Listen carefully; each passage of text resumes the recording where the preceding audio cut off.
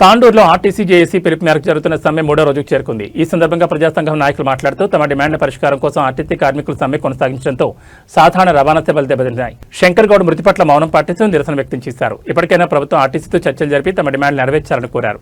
రాష్ట్రంలో ఎక్కడా లేని విధంగా తాండూరులో మాత్రం సమ్మెకు సహకరిస్తే టెంట్ హౌస్లపై కేసులు పెడుతున్న వైనం కనిపిస్తోంది. దీంతో ప్రయాణికులు తీవ్ర ఇబ్బందులు ఎదుర్కొంటున్నారు. ఈ నేపథ్యంలో ఆర్టీసీ అధికారులు ప్రత్యామ్నాయ ఏర్పాట్లు చేపట్టారు. ప్రైవేట్ బస్సులను ఏర్పాటు చేసి పోలీసులు భారీ బందోబస్తు మధ్య ప్రయాణికులను గమ్యస్థానాలకు చేరవేస్తున్నారు.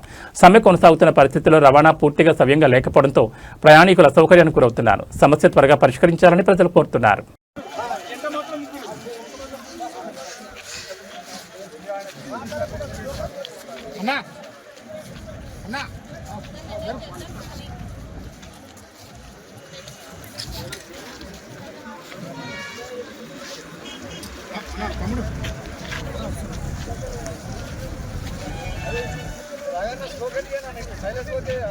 అది మీరు చెప్పాలి. లేదు స్లోగన్ లేదు. నార్మల్